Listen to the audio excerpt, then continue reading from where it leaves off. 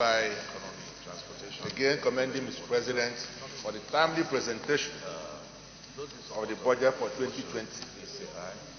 I must also commend the National Assembly leadership for their commitment on our behalf on early passage of the 2020 appropriation bill. Mr. President, very distinguished colleagues, I've looked at the budget and its presentation, and I'm pleased with the emphasis on road sector development and a marginal increase in the allocation to the Human Rights Commission. These are indeed very commendable steps. Mr. President, my dear colleagues, the President had done his job by presentation of the appropriation bill pursuant to Section 81 of the Constitution. Now the job is left with us to now consider this bill and make appropriate adjustments. But we must be conscious of the fact that whatever is the final outcome must be our own product.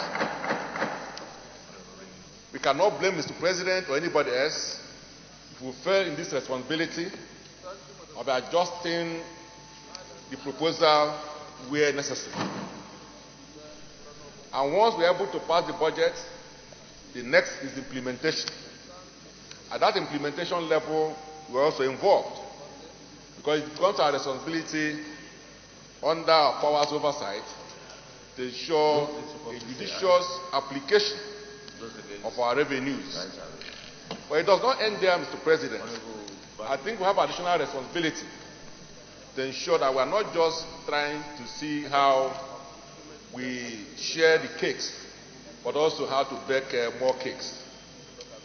I do believe that in order to ensure full implementation of this budget, we must also emphasize revenue generation. Certainly not at the expense of the ordinary people of Nigeria. While we try to increase revenue, I believe that there are other strategic areas which we need to emphasize instead of just taxation, which ends up punishing the ordinary people of Nigeria. Mr. President, there's need for us to plug all the leakages, and I'm happy that the federal government is now clear on their position on IPs, that every federal government agency and the civil service of the Federation must be captured under the IPs. Chief Whip, did you say 56.5? Okay.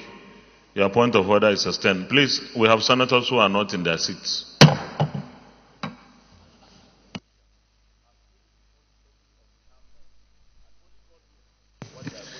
Thank you, Mr. President.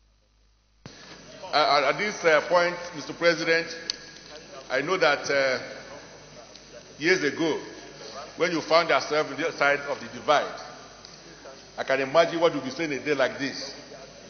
I want to assure you that we're not going to take all those lessons from you. We'll do as much as possible to moderate our contributions. But I know what you would have done in a day like this. Now, Mr. President, I think too that we need to ensure that every government agency will now be part and parcel of IPs and also follow the TSA regime. Today, most government agencies are out of it, and that is not a good thing to do. We must ensure that that happens so that all leakages are plugged. I'm happy that we're dealing with the profit sharing arrangement under the petroleum sector industry. And I do hope that we will not stop there. We need to ensure that we are able to plug all the other leakages in the oil and gas sector. Mr. President, distinguished colleagues, we need also to unbundle the road sector administration, the power sector, especially the generation and distribution, also the downstream of oil and gas, to allow the private sector to participate so that we're able to generate more revenue and create more jobs for our people. Of course, we need to show more interest in the mineral sector development. In Africa, especially the Central Africa and Southern Africa, most of the countries there are dependent on solid mineral.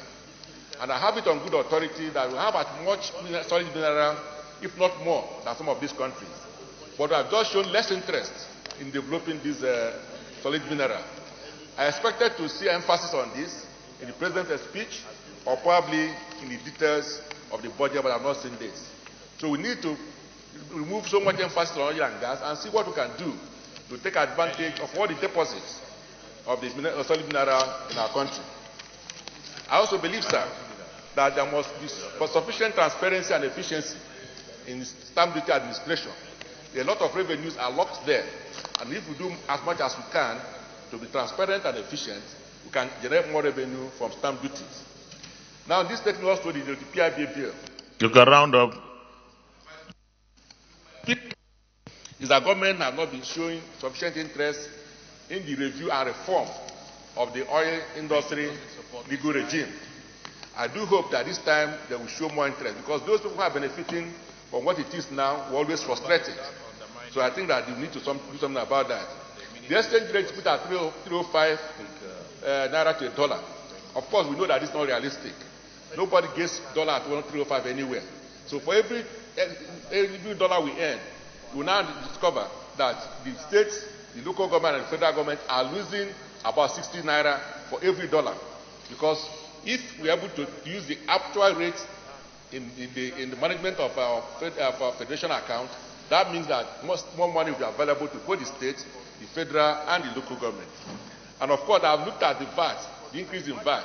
I believe that in doing so, we should not just be listing those items that are exempted, but we should be showing emphasis on the VATable items. Because if you just do a list of those that are exempted, then more is hidden that we have been shown. Now, in conclusion, Mr. President, I do believe that we cannot continue in a situation where we spend more money in debt management than in our capital budget. This is happening for the first time, and it's very scary, and we need to do something about it. And of course, in the distribution of all the capital projects in this country, emphasis must be made on even distribution and equitable distribution, so that we're able to ensure peace, because where there's peace, there will definitely be development. So I thank you for this opportunity.